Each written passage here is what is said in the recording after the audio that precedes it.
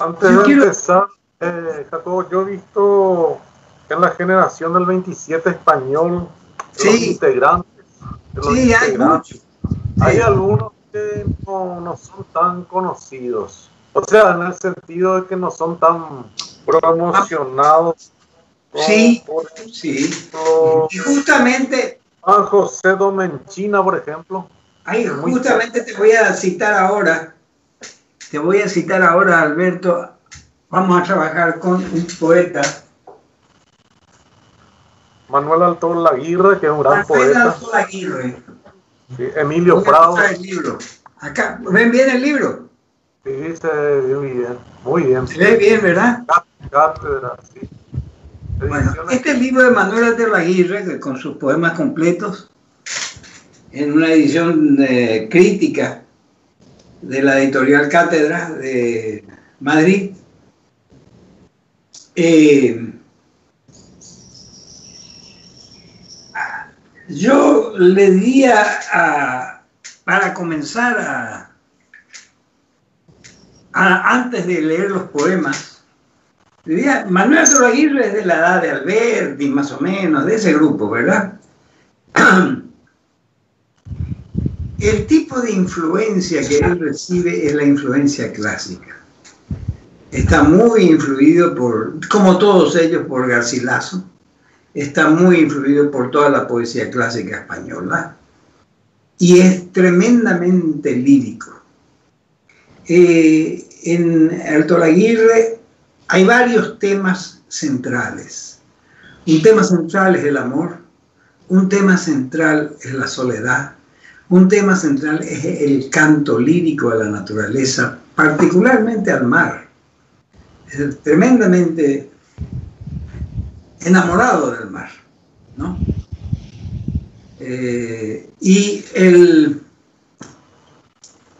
Los poemas él no escribió muchísimos libros, tampoco vivió demasiado, ¿verdad? Como para poder hacerlo. Y él era impresor, él tenía una imprenta donde publicaba libros de poesía, incluso en plena guerra civil él llevaba su imprenta y armaba los tipos, etc. Él mismo imprimía muchos libros de poesía. Era muy amigo de Luis Cernuda y de Rafael Alberti. Y estaban juntos en Madrid en la guerra y se escaparon más o menos juntos también. Manuel Alto Aguirre se fue a Cuba primero y después se fue a México, donde trabajó un tiempo, bueno, como editor también, impresor así, pero trabajó un tiempo bastante largo en el cine como guionista. Estaba con su compatriota y gran director de cine del surrealismo, ¿verdad? El que hizo el gato andaluz, etc. ¿Se acuerdan de este notable director de cine español, ¿verdad? Surrealista. Él estaba con todo el grupo de ellos, trabajó en el cine como guionista. Bueno, Manuel Alto Aguirre fue un poeta de un lirismo muy, yo diría, muy refinado. Vamos a leer ahora poemas, por ejemplo, uno de los temas favoritos de él, que es la soledad. Este poema se llama Círculos de Soledad. Círculos de soledad dibujados por mi espera, girando sobre mis pies, impaciente arrastro y doblo las puntas de mis miradas sobre lo inútil perpetuo. Sendero abrirá llegando a mi centro permanente, radio de circunferencia, minutero de reloj señalando con sus huellas. Y quedará en mí o se irá marcando nuevo camino, perpendicular al otro, en ángulo al de llegada, gráfico cuarto de hora. Impaciente espera larga, entero horizonte ciñe la estatua de mi ansiedad, faro en islote perdido, monumento a la inquietud en una plaza redonda. Este es uno de los temas favoritos de él, que es la soledad, ¿no? Otros temas, como decía yo, canto a la naturaleza y también al mar sobre todo, y acá su inicio se da con un libro que se llama Las Islas Invitadas y otros poemas. Ese mar amarillo, ácido, en donde un solo barco de bambú ofrece al coro de las islas invitadas mercancías, y en donde son bordados, no con vida, peces nadadores. Vio aquel día al sol astado con 12 rayos gruesos, prohibiendo enérgico a las aves sus torpes vuelos femeninos. Sus rayos, tan duros y brillantes, la luna, áurea de reflejos múltiples, sacude violenta para ahuyentar auroras, pescando por los ojos milagrosamente cada rayo su pez de inquieto brillo. Negras cabras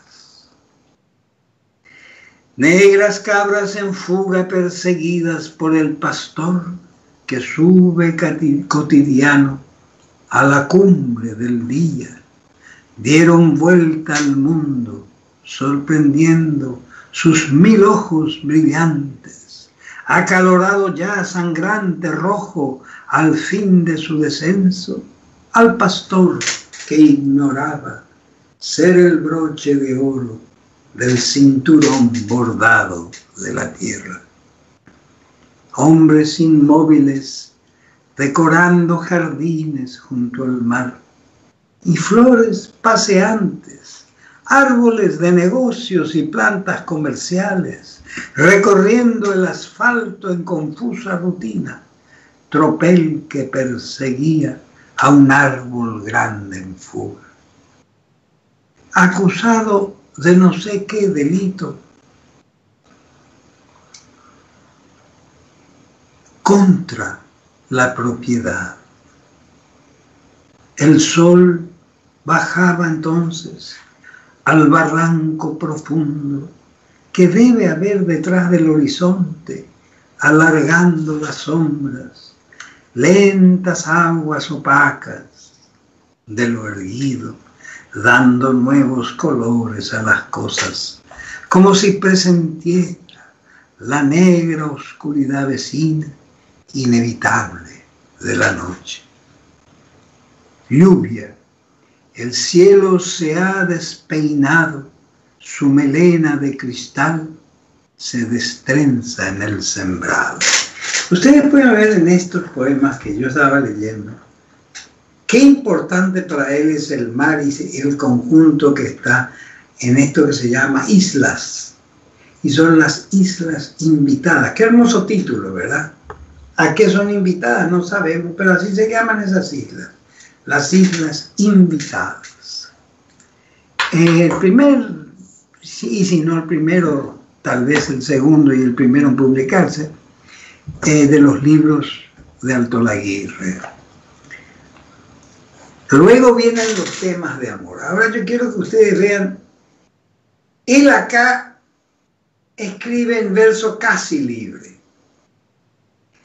casi rimado, casi libre, casi tradicional en un 100%, y también tradicional en un sentido métrico, y también tradicional en un sentido retórico.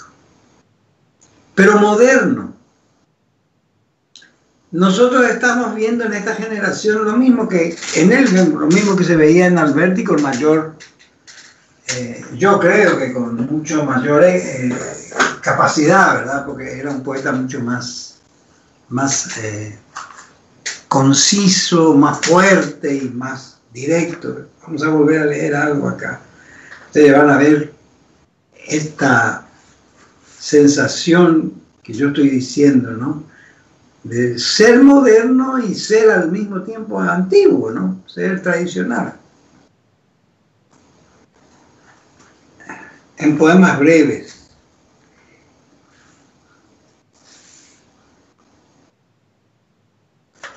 En Sobre los Ángeles. Los ángeles son unos inventos no teológicos de él, ¿verdad? Espíritus que dan vuelta por todos lados, dándose contra los quicios, contra los árboles. La luz no le ve, ni el viento, ni los cristales. No conoce las ciudades, no las recuerda. Va muerto, muerto de pie por las calles.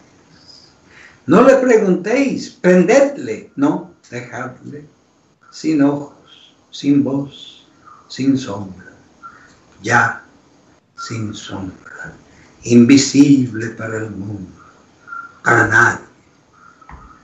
Ese es un ángel que, de los ángeles albertianos, ¿verdad?, que habita el cuerpo deshabitado.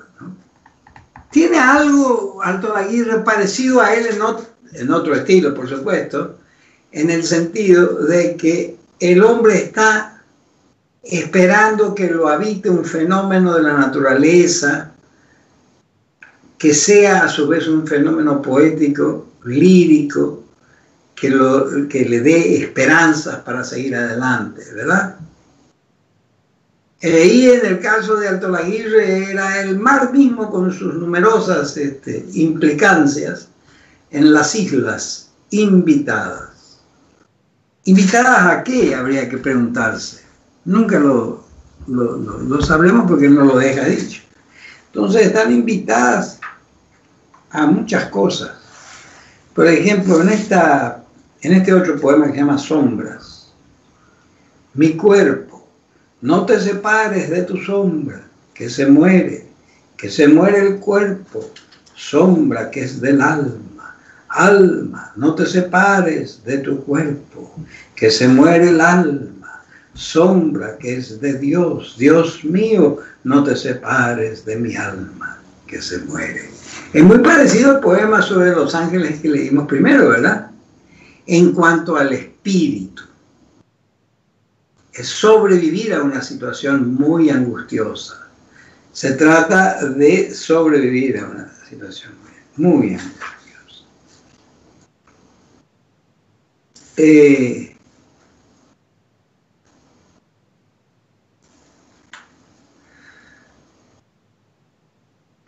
Acá tenemos unos poemas de Alto Laguirre.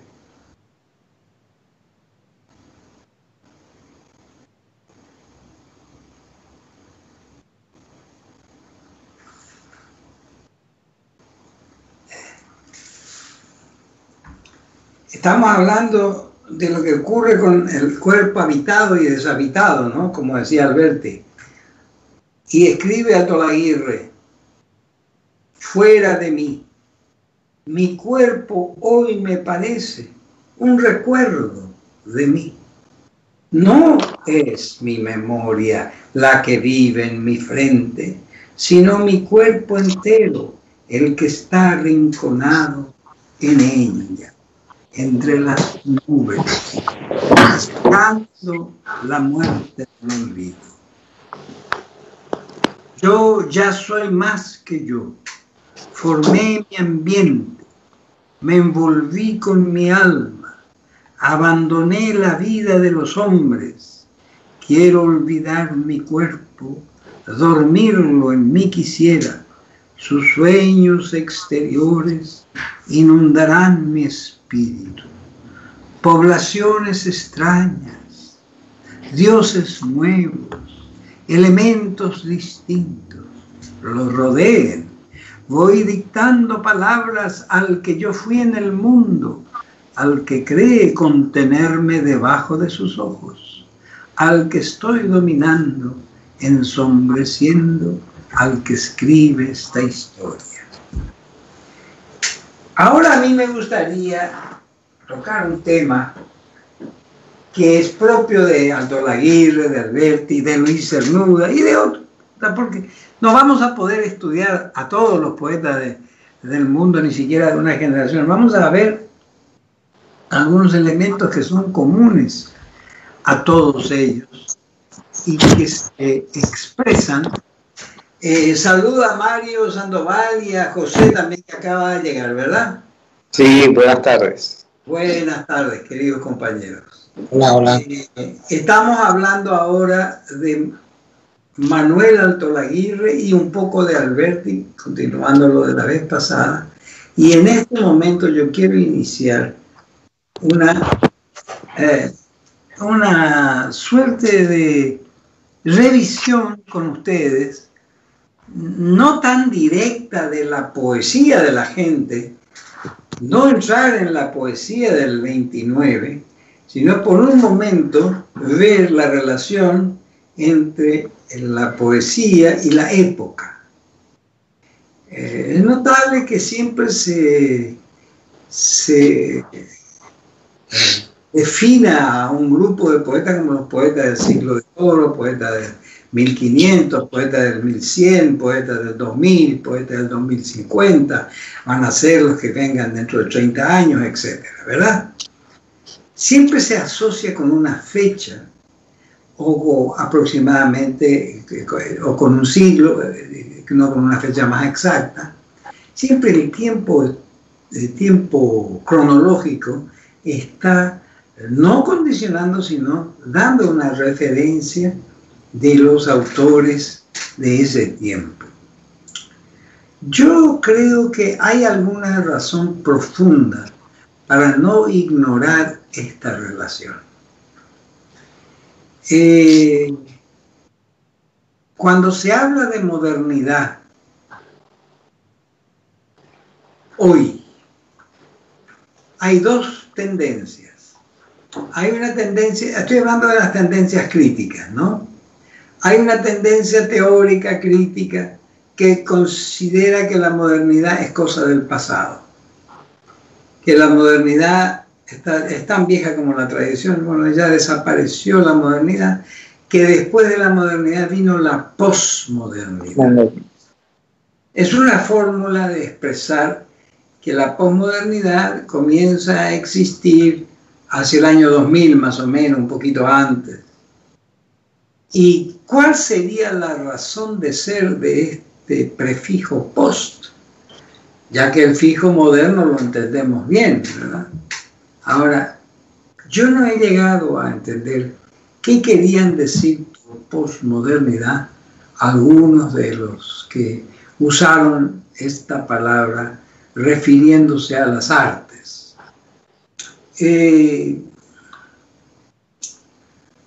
Yo tengo un concepto más amplio de la palabra modernidad. Para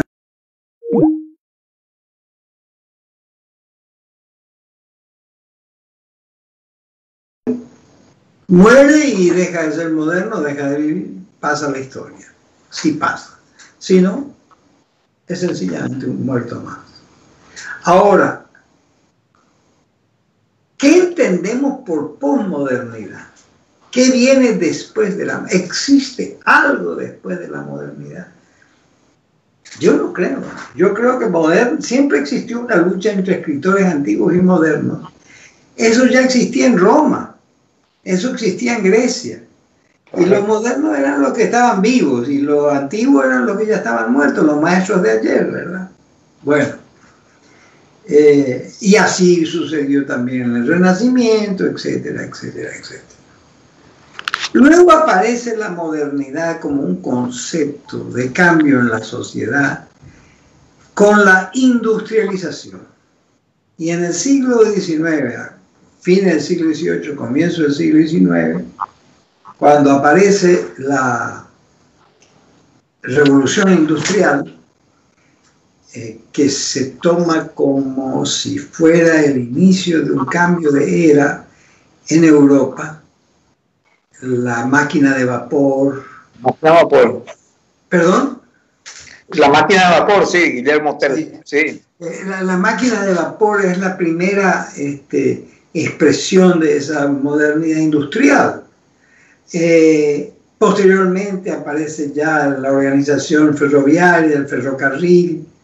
Posteriormente, bueno, van apareciendo los diversos signos de la revolución industrial, el despoblamiento en Inglaterra particularmente del campo y traer a la gente del campo a las nuevas áreas fabriles, particularmente a Manchester, que era la ciudad donde se reunían las fábricas primeras de la revolución industrial, y la mayoría eran fábricas de tejido, tejido de lana y tejido de algodón, que importaban desde luego el algodón, y eran hilanderías, tejedurías, y producían telas, que por otra parte consumía el Reino Unido, Inglaterra, y también exportaban.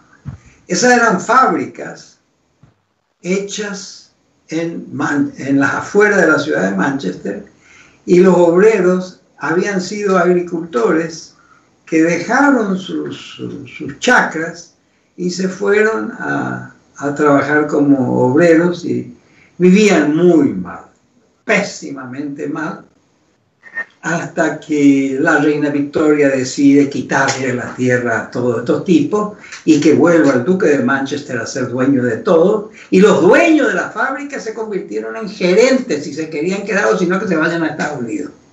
Así nomás fue, así mismo.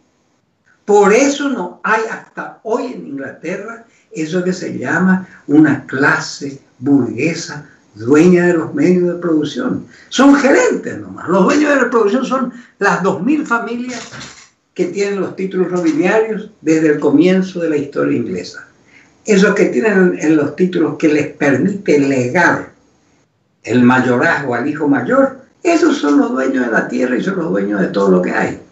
Los otros son gerentes llenos de oro como gerentes, ganan muy bien, pero no son los dueños. Pueden tener algunas acciones por ahí, pero no son los dueños.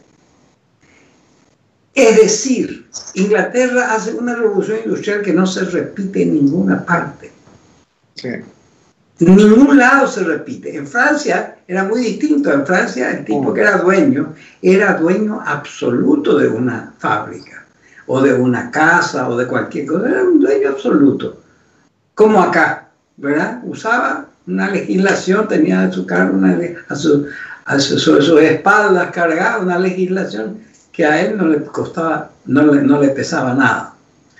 Ahora, esto es importante porque países en los que se fue creando en el siglo XIX una nueva clase social muy importante, como se llamó la burguesía, se podía llamar de otro modo, que era la dueña de los medios de producción. En el siglo XVIII, los dueños de los medios de producción eran, en Francia, la familia real en un 80, tal vez 85% de todo, y el resto en manos de los parientes de la familia real, que eran los duques, los barones, los condes, etc.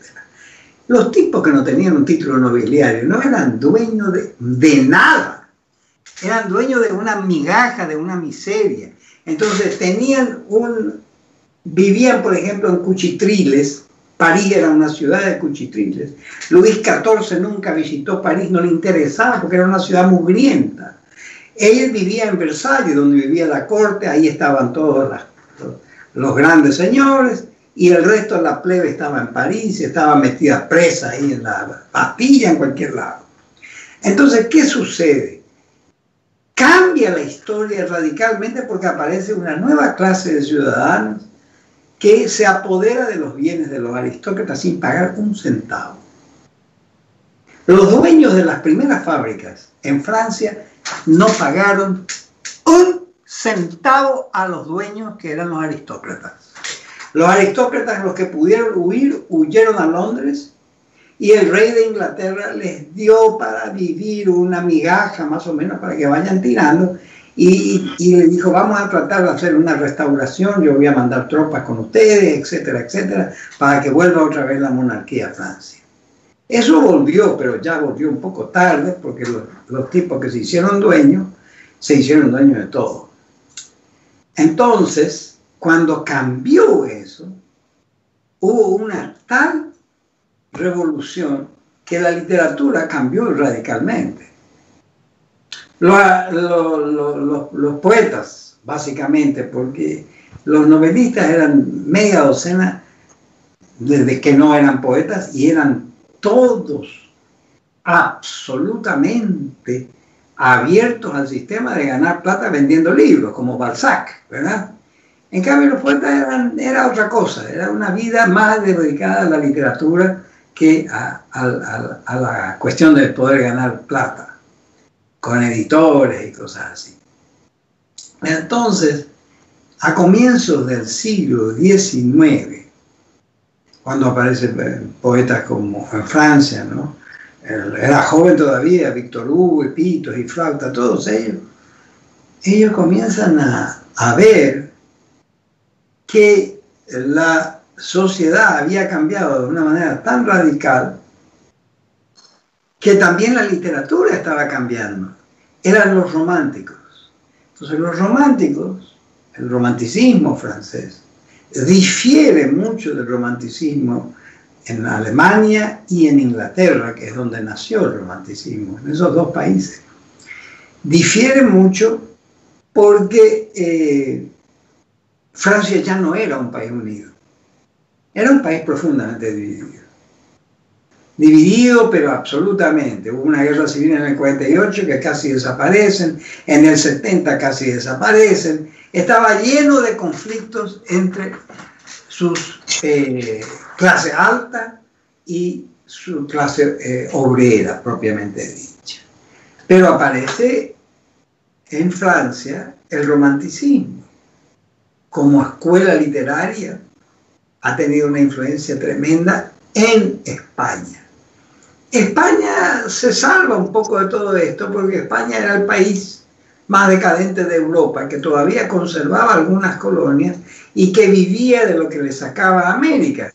Porque ¿de qué vivía España? España vivía de la yerba mate que el Paraguay le vendía a Perú, de los cueros que lo que hoy es Argentina le vendían a las exportaciones internacionales, de los cueros de vaca.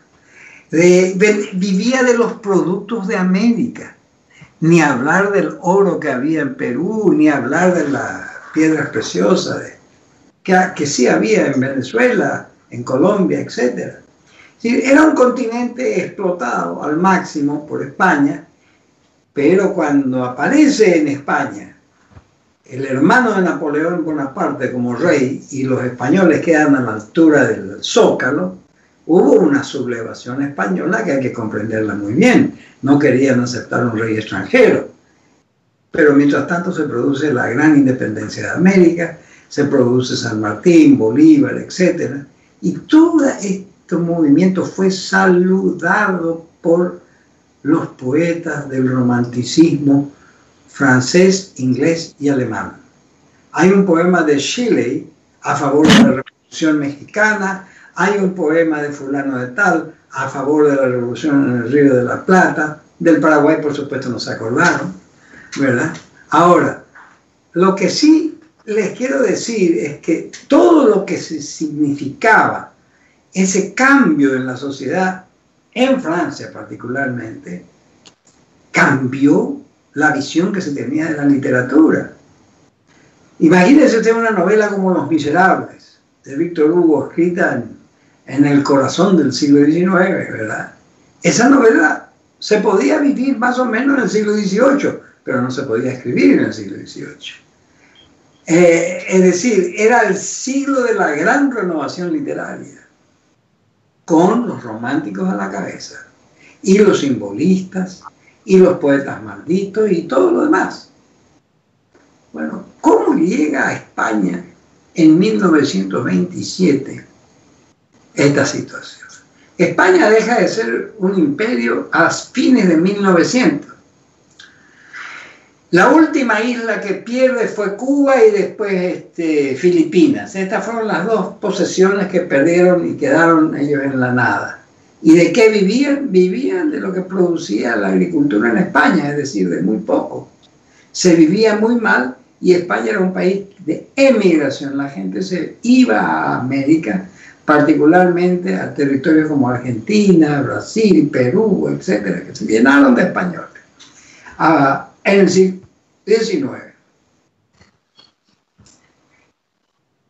En 1920, España tenía todavía el recuerdo de la guerra de 10 años atrás, un poco más, con Marruecos, donde tuvieron que pagar un precio muy alto porque les costó muchísimo la guerra y no era una guerra fundamental para ellos, ¿no? Era un negocio para unos cuantos. Había un gran deseo de descubrir una España de la poesía, sobre todo de la poesía lírica. El primero que trae ese espíritu es Juan Ramón Jiménez en 1900. Trata de que el pueblo o el lector de España mire y la naturaleza, mire al hombre, mire a su hermano con una visión poética que el siglo XIX no tenía. En España no lo tenía. Entonces, los del 27 eran los hijos de Juan Ramón Jiménez y también de Machado, por supuesto. Ahora, ellos buscan una literatura que, siendo profundamente española en el sentido de estar vinculada totalmente con la lengua en la cual mamaron, que es el español, esté vinculada con lo que en ese momento se estaba haciendo en Europa, concretamente en Francia, que París era la cuna de todas las renovaciones literarias de la época. Entonces, hubo mucha influencia del cubismo literario. Uno de los grandes pintores cubistas fue un español que vivía en París, que era Juan Gris, y el mayor de todos fue, por supuesto, Picasso, que era español, que vivía también en París. Pero la característica de estos movimientos es París. Y la característica de la vanguardia, por ejemplo, el chileno Huidobro vivía en París y escribía en francés. Y los otros poetas experimentales de aquella época también vivían en París. El caso más concreto es, que ya lo hemos estudiado, el de César Vallejo, que vivió tan penosamente en París, pero vivió en París, ¿verdad? Entonces, ahí se producían las grandes renovaciones literarias. Apareció la literatura de vanguardia, que tuvo su clímax hacia 1930, que coincide con lo que estamos hablando de la generación del 27 en España. Las vanguardias tuvieron su eclosión en aquella época. Y después comenzó a decaer un poco, ¿no? Las vanguardias son una parte de la modernidad, pero no toda la modernidad, por supuesto, era vanguardista, ni mucho menos. Yo no encontraba mucha vanguardia en España, excepto Juan Larrea y Jorge Luis Borges, que tenía 19 años, algo así, y que estaban con el movimiento ultraísta. El movimiento ultraísta era un ismo más, el ultraísmo, ¿no? Como su nombre lo indica, ultra, que va más allá de todo. Ahora, no dura mucho. Como tampoco dura mucho el futurismo, como tampoco dura mucho el cubismo, que ya fue la principal que en el campo pictórico tuvo una influencia notable y en el campo literario fue el principal componente de la modernidad vanguardista en un poeta como Apollinaire, por ejemplo. Iban ellos volviéndose más europeos,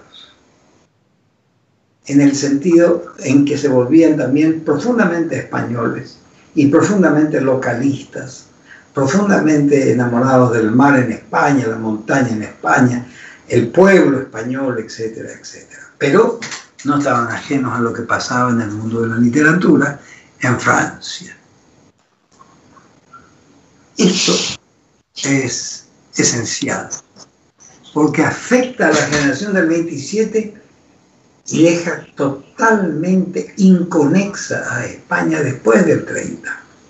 Cuando viene la Guerra Civil Española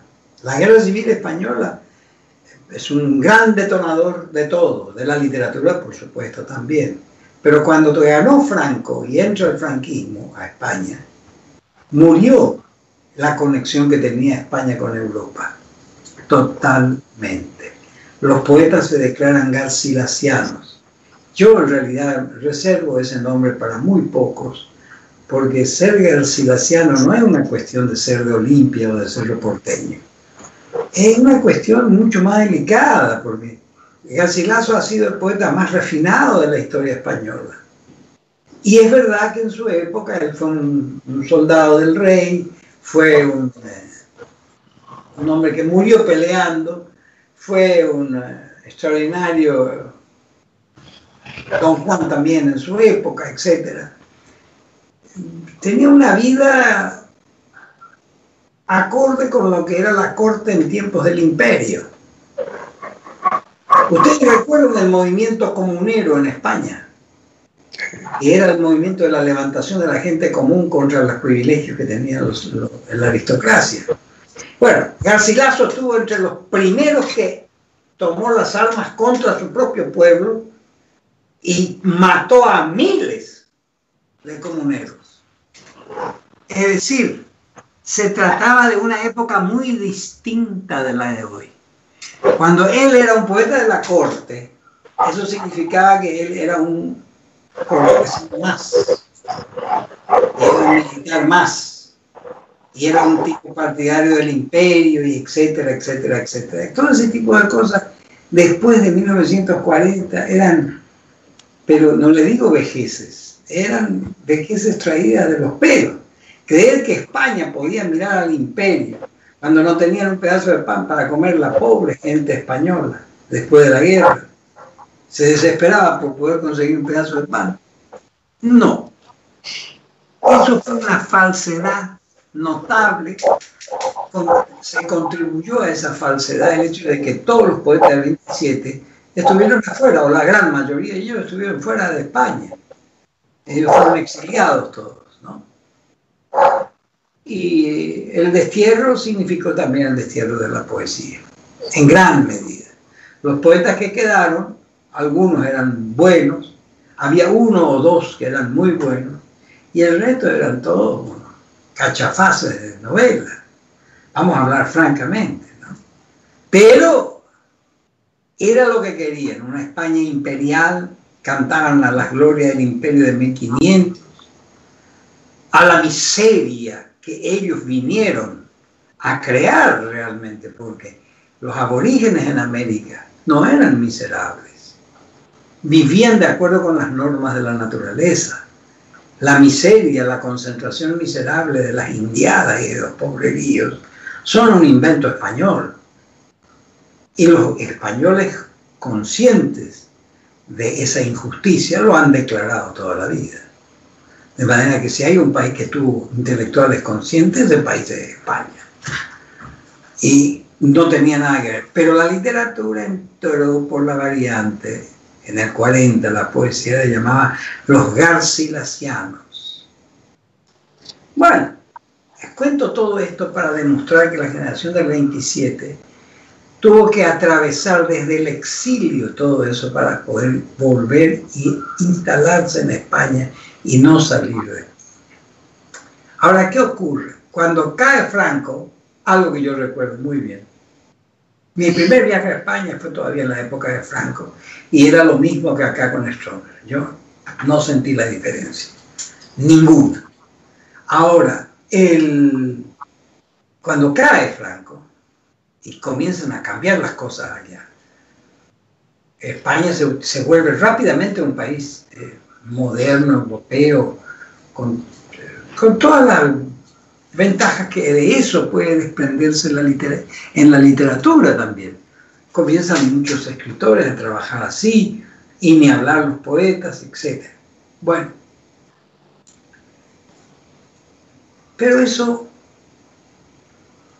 ya pasó hace tiempo, ya Franco desde luego es una cosa histórica.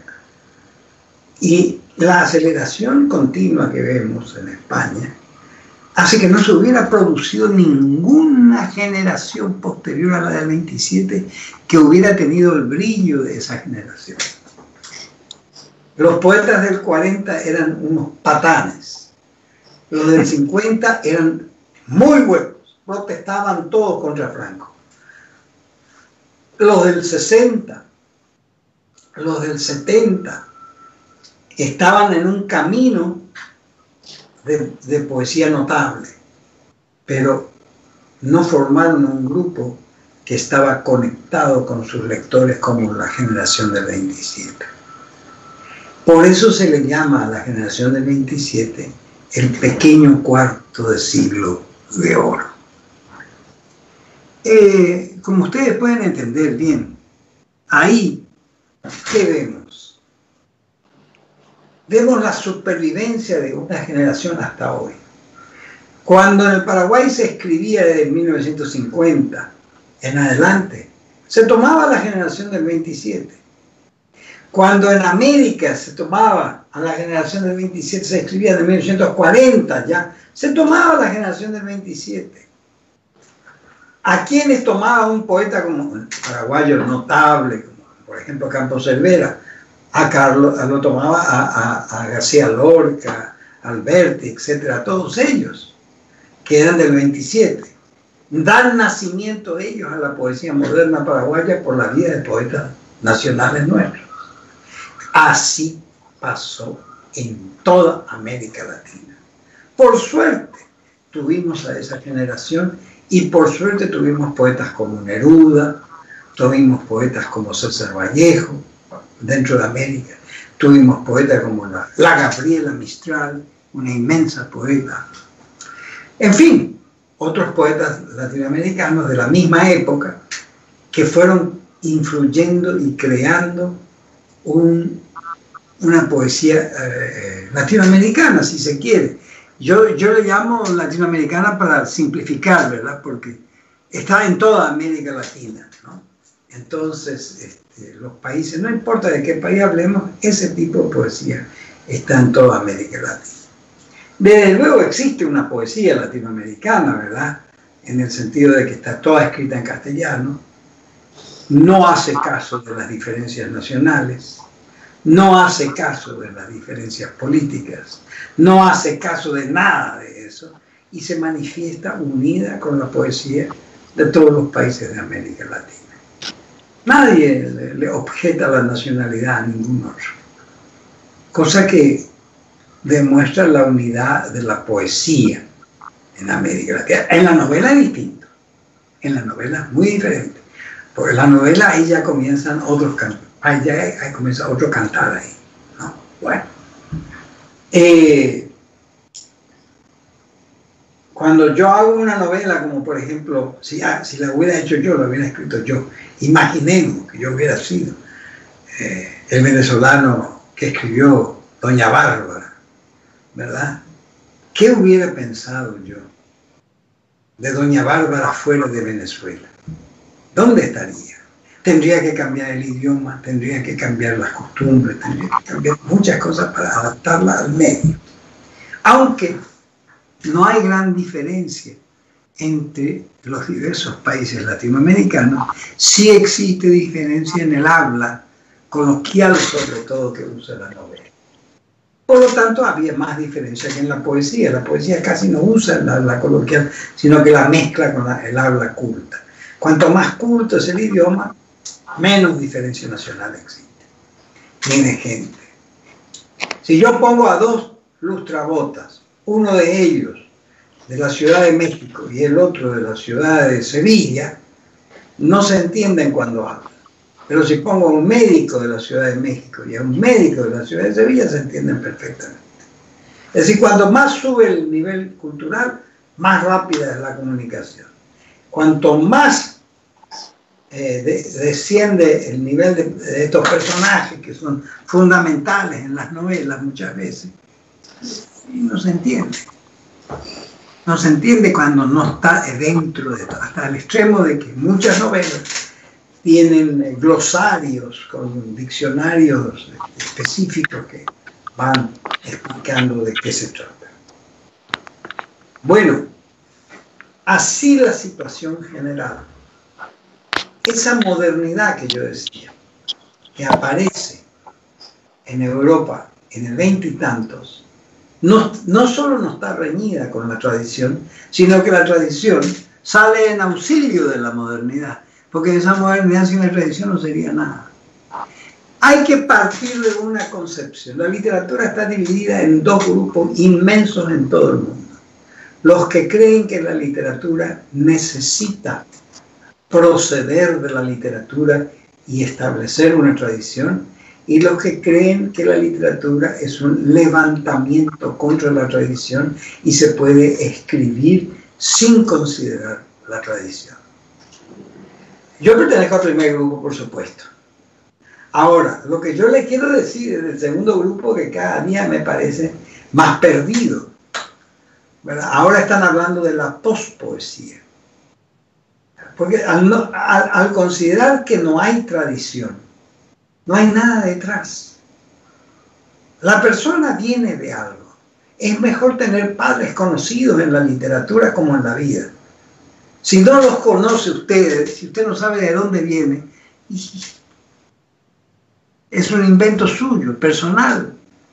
Ha roto con todo. Se puede romper con todo. Yo me pregunto, ¿cuál es el instrumento del poeta? El idioma. ¿Y el idioma qué? El idioma tiene tantos años como siglos ya, ¿verdad? Entonces es una evolución colectiva, no es una evolución personal. Y no se puede prescindir del idioma para hacer poesía. Y todos los intentos que se han hecho para cambiar el orden lógico y el orden estructural terminan encontrándose con una imposibilidad que en filosofía se llama aporía. Aporía significa intentar algo imposible que la lógica no puede resolver. Por eso están las aporías de la vanguardia. Y estas aporías de la vanguardia volvieron otra vez ahora, en esta época, precisamente por la gran falta de poetas continuadores de la tradición en un sentido profundo. En un sentido profundo. Hay algunos que siguen, siempre están los que escriben un soneto, todo eso yo no discuto, pero en un sentido profundo no continúan la tradición. Entonces yo me pregunto, ese estudio de la tradición que se hace en América Latina y que genera una notable cantidad de poetas hacia 1960, es un estudio donde se mezcla la modernidad con la tradición. Sigue mezclándose todavía y se va inaugurando una nueva literatura poética, poemática, diría yo, pero que tiene contactos no muy rápidos, pero sí contactos con el idioma tradicional. ¿Se entiende? A veces se utiliza el idioma coloquial, a veces se utiliza un idioma que no es literario en un sentido estricto, pero tiene contacto con el conocimiento. Hay siempre un contacto. Bueno, sobre ese tema yo quiero comenzar a hablar después de que Laura nos lea los contactos que tenemos con nuestros amigos que siguen esto desde fuera, ¿no? A ver un poquito, Laura, ¿podemos leer eso? Sí, señor. Hoy tenemos poquitos mensajes, bueno, pero sí tenemos que recordar que hoy estamos conmemorando el Día de la Mujer Paraguaya, así que hay que saludar a todas las mujeres que nos acompañan desde las plataformas de YouTube. Saludemos a la mujer en su día y hagamos que todos los días sean el Día de la Mujer. Así mismo, así mismo. Esa es mi visión de las cosas. Así, gracias, señor. Y Dana Colmán Torres, ella agradece la posibilidad de poder compartir este momento de poesía a través de las plataformas, ¿verdad?, de las cuentas de Facebook de la Dirección General de Cultura y del Centro Cultural de la ciudad. Sí. Y somos nosotros también quienes le agradecemos a Dana por sumarse a la transmisión, porque eso también hace al momento. Así que muchísimas gracias, Dana Colmán, por acompañarnos. Muy bien, gracias, Dana. Eso es lo que tenemos, señor, hasta el momento. Eso es el informe, el saludo de Dana. Le deseamos que siga escuchando y que nos siga comentando todo lo que ella se sienta libre de hacer.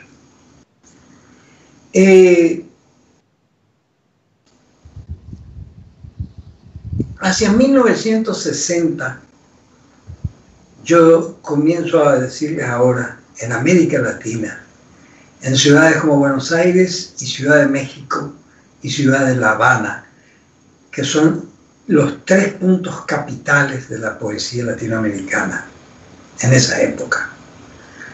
Ciudad de Buenos Aires, Ciudad de México, Ciudad de La Habana. Son 3 puntos capitales en la escritura y la producción de libros de poesía.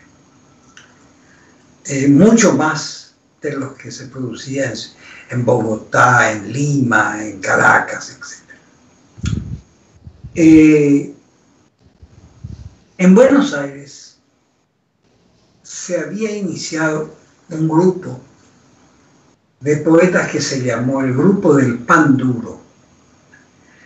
El líder de ese grupo era básicamente, y ustedes lo conocen, Juan Gelman.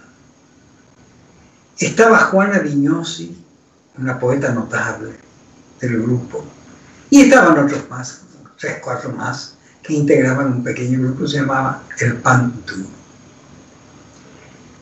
Gelman, ya después de haberse organizado y desorganizado ese grupo, continúa escribiendo, cambiando siempre de estilo, buscando un estilo nuevo, buscando un estilo muy suyo, sin duda, y al mismo tiempo separándose del camino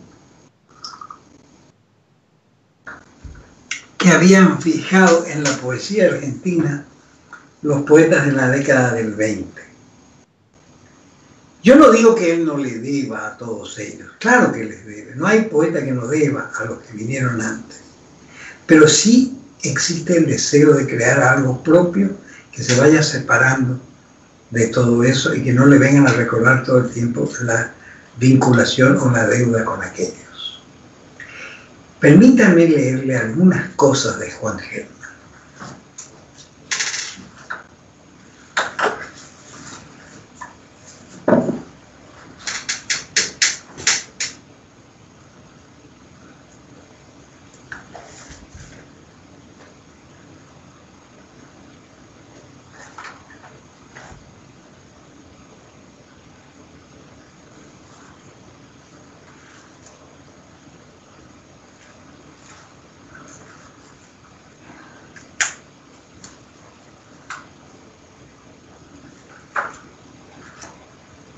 Vamos a comenzar con cosas que él escribía hacia el 64, 65.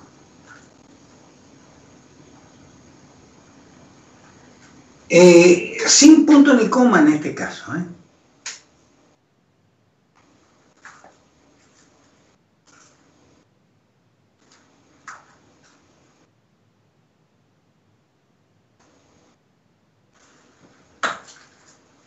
Uno de los ídolos de la poesía de aquella época y de todo el siglo XX, hasta ahora, aunque ahora no tiene seguidores prácticamente, es Rimbaud. el inmenso poeta francés maldito de fines del siglo XIX, Arturo Rimbaud. Este poema se llama Explicação, en portugués le puso el título. Arthur Rimbaud dijo: hay que cambiar la vida, y dejó de escribir, es decir, dejó de alucinar la vida, y fue al África en cambio. Llamó a una negra inmensa como un hospital, y fue amado por ella con gran rubor de los crepúsculos. Y entre tantos ingleses, franceses, portugueses y demás aves de rapiña, Rimbaud contrabandeó su amor tan increíble, y para continuar el espectáculo ante hombres santos como incrédulos, Arthur contrabandeó oro y pistolas en representación de sus abrazos. Y cuando fue por ello castigado, su culpa verdadera nunca fue mencionada. Estas bestias cobardes prefieren nomen eayo, condenan ciertamente las formas de querer intervenir.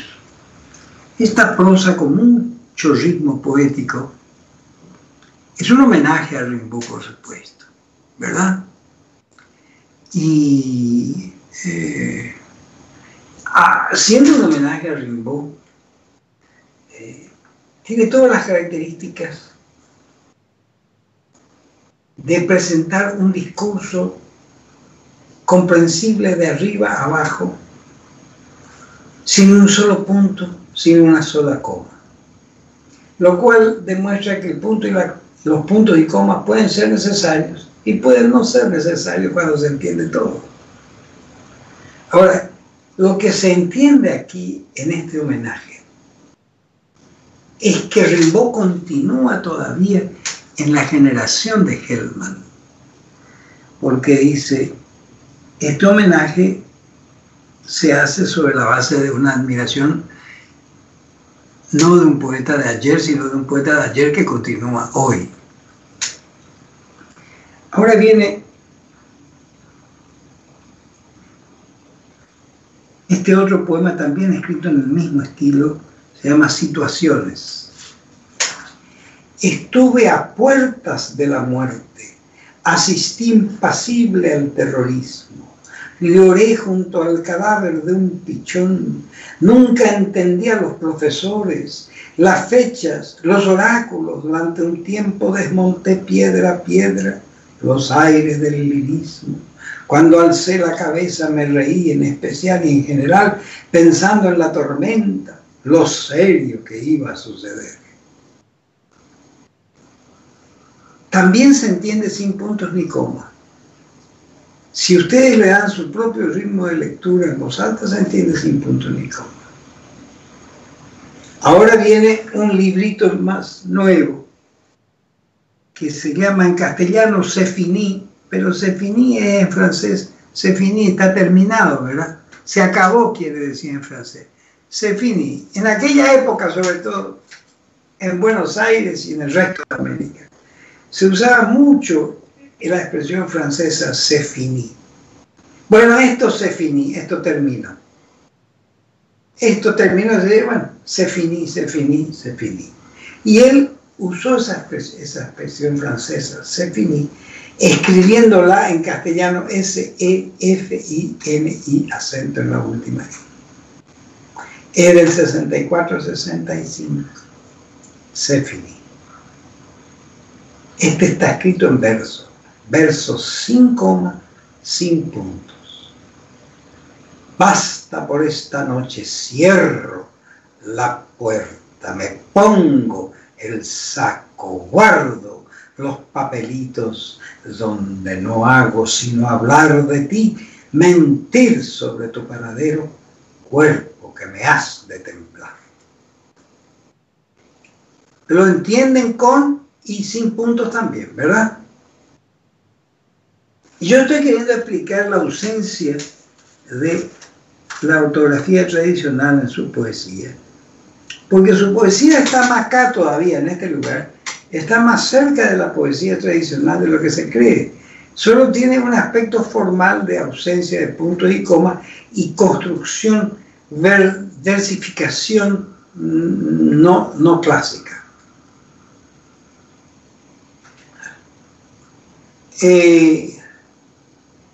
Esto también está escrito en verso.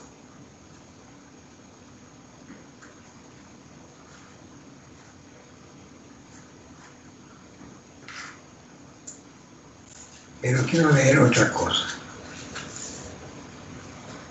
Sí.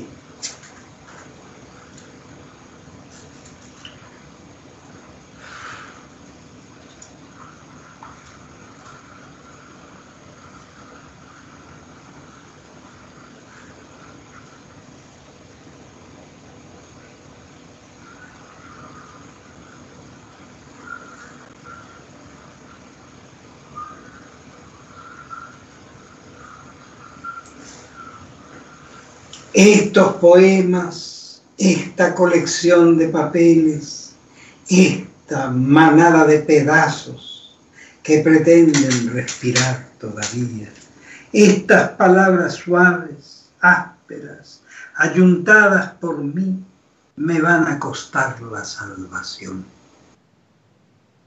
A veces son peores que actos, mejor dicho, más ciertas. El tiempo que pasa no las afina, no las embellece, descubre sus rajaduras, sus paredes raídas, el techo se les hunde y llueve. Es así que en ellas no puedo tener abrigo ni reparo, en realidad huyo de ellas como de las ciudades antiguamente malditas, asoladas por las enfermedades, las catástrofes, los reyes magníficos. Más malas que el dolor son estas ruinas que levanté viviendo, dejando de vivir, andando entre dos aguas, entre este mundo y su belleza. Y no me quejo, ya que ni oro ni gloria pretendí yo escribiéndolas, ni dicha, ni desdicha, ni casa, ni perdón. ¿Qué opinan ustedes de la estructura de esto? Es una estructura que no desde el punto de vista de la autora.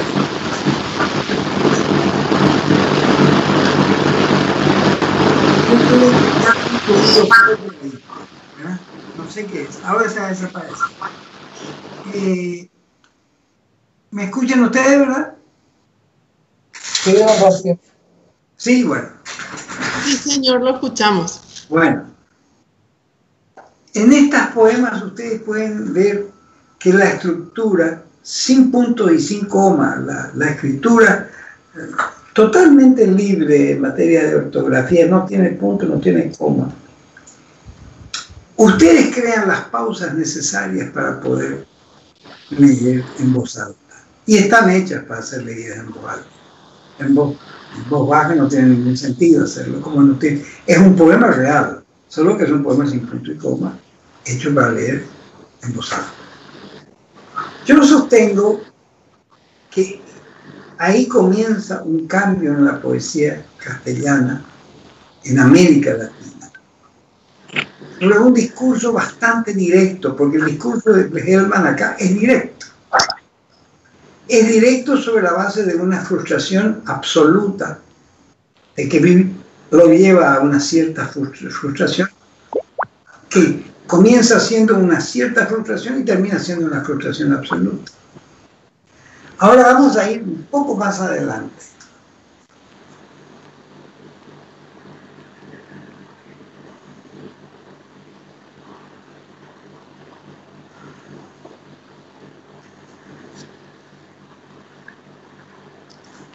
Es notable Hellman. Hellman era un poeta que se afilió al Partido Comunista y después salió del Partido Comunista y dijo una frase muy notable. Es el único partido del cual uno sale y ellos dicen después que le echaron. En realidad él salió porque ya no se interesó y se hizo peronista. Y después de hacerse peronista, se hizo amigo de los guerrilleros peronistas y después el ejército termina matando a su hijo con su nuera. Y crea un drama notable que se volvió famoso en todo el mundo. Ahora, él, por supuesto, se tuvo que ir a la Argentina. Ahora, vamos a ver poemas más nuevos de él. Un poco más nuevos. No tampoco tan nuevos, pero un poco más nuevos.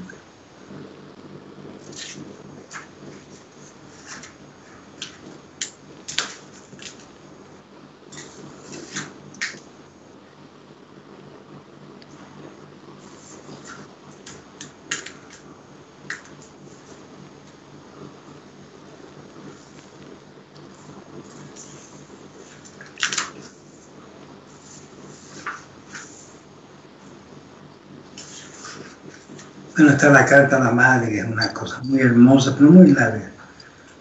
Pero yo voy a leer.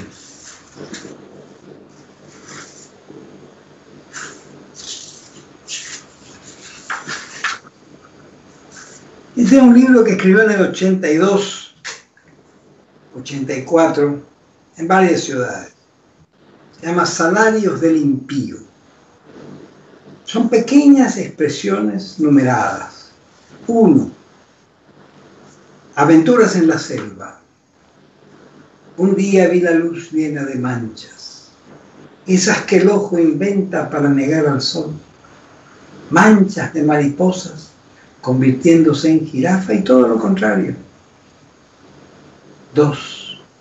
En las manchas del tigre vi dolor, los espantos de tu alma empujada. 3. Así palpita el mundo de la boca. Caen árboles de luz con animales. Su corazón, así. A contrasol la hierba crece. Recordamos de frente, de perfil, bajo los números. Un jilguerito dice buenos días en plena desnudez. ¿Qué había en la ciudad? Tu libertad, tu pasión, los mares, las islas, la piedra, navegar. Tus pechos y tus jugos, ojalá me tuvieras como noche venida. Todos los barcos fueron vos. Puma verde, no lluevas más. Ya no te empumes. Ya cantes, ya te comas el libro que hagas. Bueno, este tipo de poesía comienza a escribirse, como vemos, hacia 1960 y continúa hasta hace muy pocos años, en que él muere ya hace unos cuantos años nada más. Después de haber ganado todos los premios que había en el mundo, menos el Nobel. Su poesía marca un rompimiento, no con la tradición, un rompimiento primero con la obligatoriedad de la escritura física. Él escribe de tal manera que sin punto y sin coma, muchas veces no, cada uno le pueda dar su propio ritmo al poema y puede hacer un ritmo que permite una lectura clásica, normal, tranquila. Ahora, ¿dónde está el argumento central de cada uno de estos muchos libros que él escribió? No diría argumento si tuviera que hablar de poesía en realidad, tendría que buscar otra palabra. Argumento está bien para un libro, para una novela, una cosa así. El núcleo, el eje central alrededor del cual gira su poesía. Es una poesía de clara denuncia, de clara protesta, de clara indignación, pero es también una poesía, en muchos casos, alejada de las posibilidades de una acción revolucionaria que él pretende o pretendía para poder cambiar una sociedad determinada. Él tiene que aceptar que fracasó ahí y sigue escribiendo. Fracasó en todo lo que quería no fracasar, pero fracasó. Y sigue escribiendo con una gran habilidad. Entonces nosotros encontramos en su poesía un inmenso valor. Fue un poeta líder del grupo del 60, 70, 80, 90, 100, 2000, 2007, 2010, 20, etc. Hasta ahora.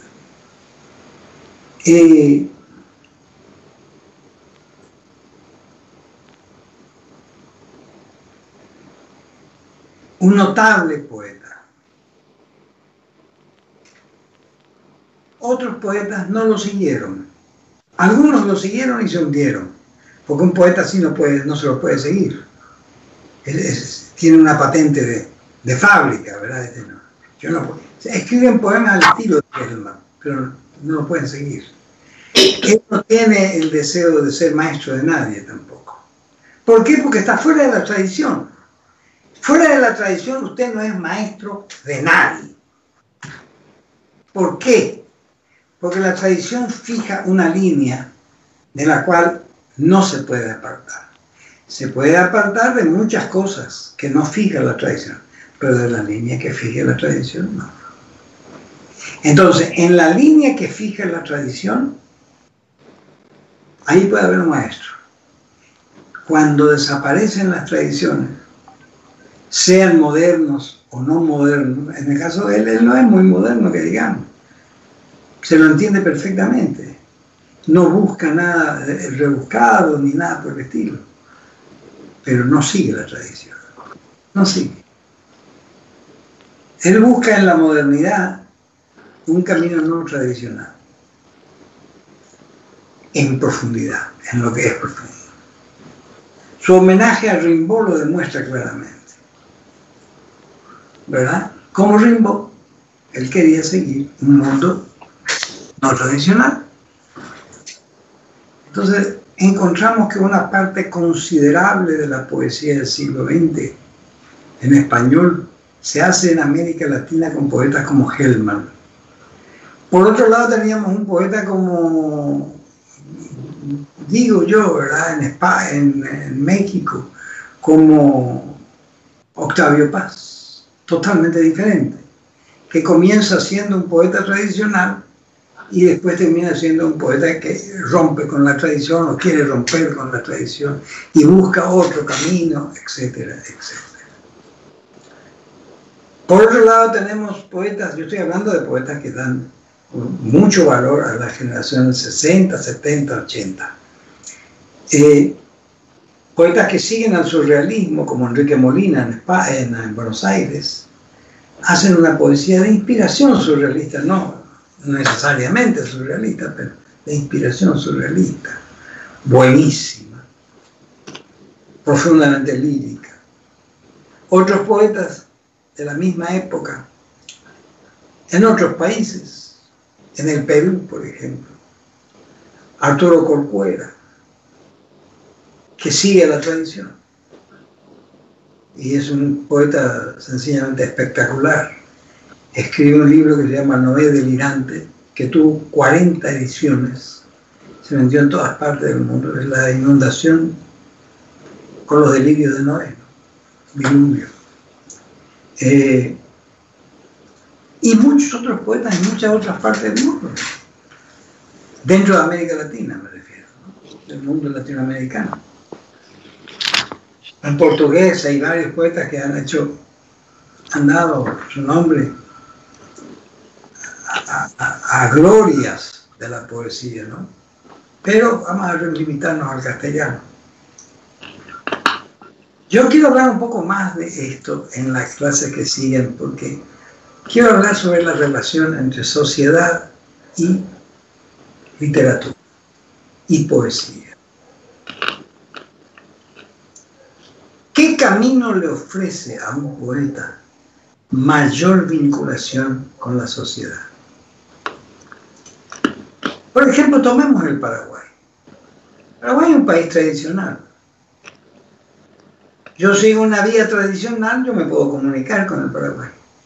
Sigo una vía totalmente no tradicional, por ejemplo, surrealista o un camino abstracto, un camino de la modernidad posterior a lo que fue la eclosión de las vanguardias, no me comunico para nada con nadie. Y con otras partes del mundo menos, porque otras partes del mundo no tienen ningún interés en que les repitan lo que ya se dijo. Entonces, un país, por ejemplo, tradicional, en mi opinión, exige hasta cierto punto una literatura tradicional. Y cuando se va a romper esa literatura para no ser tradicional, exige conservar algo de la tradición para poder ser entendido. Pienso yo que fuera de la tradición, la literatura muere. Y la poesía muere con mayor espectacularidad aún. Porque debe ser moderno, debe ser actual, pero no debe concluir con la tradición. En estos poemas que yo leí, de Hellman, cuando él se acerca a la tradición aún sin punto ni coma, es perfectamente comprensible. Yo les puedo poner otros poemas donde queda completamente fuera de foco. ¿Verdad? Ahora, ¿qué voy a escucharles yo a ustedes sobre lo que hemos tocado hoy? ¿Alguna opinión de los compañeros? Les estoy escuchando.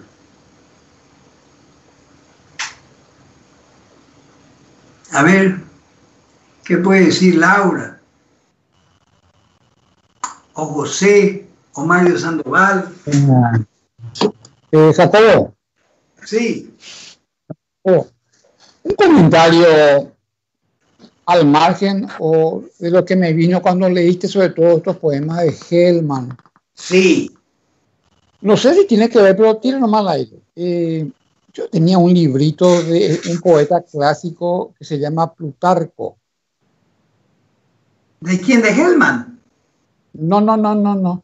Yo tenía Plutarco, un clásico de Plutarco. Sí, un clásico. Sí. Y me llamó la atención nomás la frescura de su poesía. Una prosa poética parecida a la de Hellman, pero eso es lo que te iba a preguntar. ¿Cómo es que a través de los siglos se puede conservar esa... es como si estuviese hablando ayer, hoy, no sé cómo te iba a decir. Incluso traducida, porque escribía en latín. En latín. Sí. Sí. La poesía, tal como yo la entiendo, puede ser muy oscura también y ser al mismo tiempo bien comprendida. Yo no creo que la claridad sea la clave de todo. A lo que yo me refiero es a la comprensión, no a la claridad. Por ejemplo, Ovidio. Ovidio es un poeta complejísimo. A veces es muy sencillo.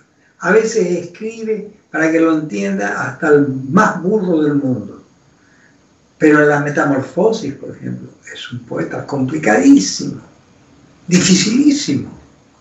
Exige un conocimiento de filosofía y de mitología que muy poca gente podía tener en su época. Y después se fue perdiendo, además. Lo mismo con muchos otros poetas, pero se lo comprende. Se lo comprende a pesar de la dificultad. El problema es cuando no se entiende a un poeta. Si usted no entiende lo que lee, es inútil que intente algo. Hay poetas que, por más que... Recuerdo una frase de Borges que me gustó mucho, refiriéndose a un escritor, un poeta argentino, que yo lo conocí, que se llamaba Girri, que escribía, que no se entendía muchas veces lo que escribía. Era un pensamiento muy complicado. Entonces decía, hay pocos poetas que logran lo que logra Girri, dice, a medida que uno va leyendo, va entendiendo menos. ¿Verdad? Hay muy pocos poetas que lo logran. Era una cosa cómica, ¿verdad? Es importante comprender de qué se trata. El tema de no comprender, cuando usted no comprende lo que está diciendo el otro, ¿a dónde va? José, ¿a dónde vas? Y me pierdo. Pero no podés hacer otra cosa que perderte definitivamente, porque yo por lo menos me pierdo definitivamente. Dejo de leer porque no lo entiendo. Intento entender, pero no lo entiendo.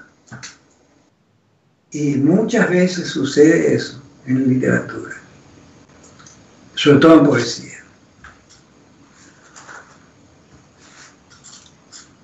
Quisiera nomás hacer una mención respecto al fallecimiento del considerado último beatnik, Jim Ferlinghetti, que se murió ahora, sí. fundador de la editorial City Lights de La conozco, San sí. Francisco. Sí. Creo que lo llegaste a conocer en persona. Personalmente lo conocí. Sí. No congeniamos nosotros. Lo conocí en el año 63. Yo lo visité ahí en su librería y editorial, sí. Porque era un amigo común de ambos. Me había dicho a mí que vaya, que no me pierda la visita de esa librería, que es muy interesante. La librería es maravillosa, tiene los libros más increíbles. Pero él era una persona muy comerciante, me pareció a mí.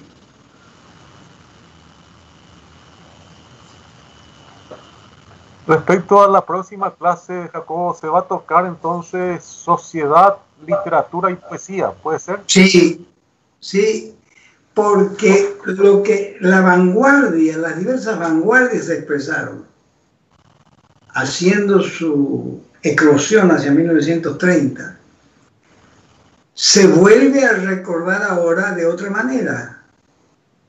La sociedad actual en la que estamos nosotros ahora viviendo,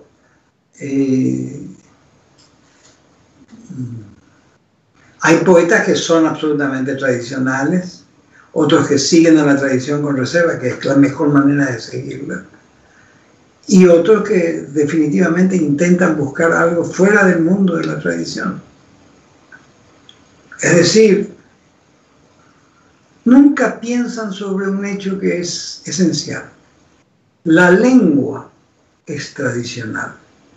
La lengua la recibimos nosotros como tradición. No la inventamos. No es una lengua inventada. Es una lengua recibida. Una lengua hecha. La podemos ir perfeccionando en algunos campos, en algunas cosas le podemos dar un toque personal, pero la lengua está hecha. Es tradición. Escribir, no se puede escribir fuera de la lengua. Y yo creo que no se puede vivir fuera de la lengua sin la tradición de la lengua. Yo no puedo cambiar el significado de una palabra. Puedo alterar el concepto poético para que el concepto poético intensifique. Por ejemplo, en Góngora. Infame turba de nocturnas aves. Repito el verso. Infame turba de nocturnas aves. Infame, asonante con ave. La primera palabra es asonante de la última palabra. La segunda palabra, nocturna. Infame turba de nocturnas aves. La nocturna, la palabra que viene antes del final, la penúltima, rima con la segunda.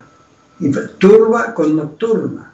Es decir, infame con ave, turba con nocturna. Entonces, el verso, que es un endecasílabo, infame turba de nocturnas aves,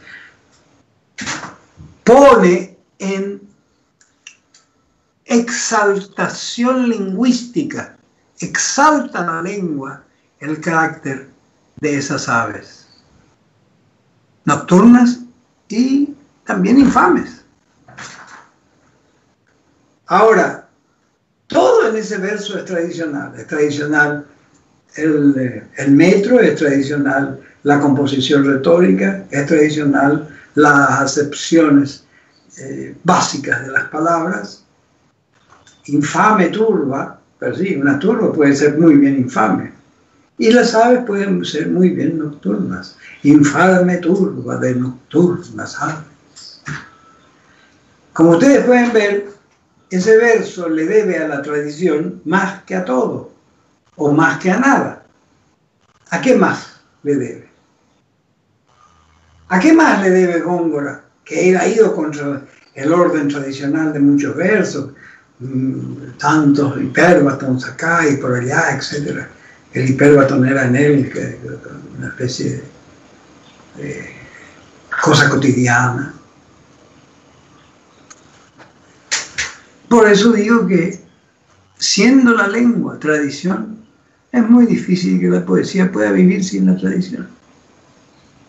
Sin vivir, seguir, no digo yo ser un una servil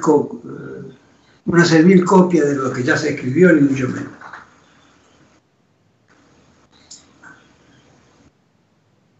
¿O ustedes qué piensan?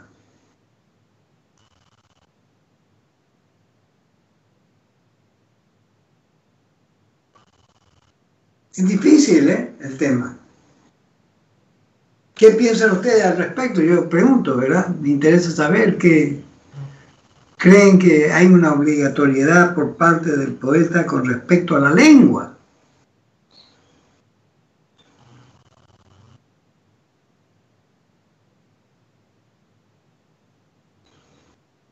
No sé. Mario, ¿qué opinas vos? ¿No me escuchan ahora? ¿No me están escuchando a ustedes? Mario Por favor. tiene apagado su micrófono. Mario, tiene apagado su micrófono. Ah, tiene apagado. Bueno, vos, Sí. ¿qué pensás vos?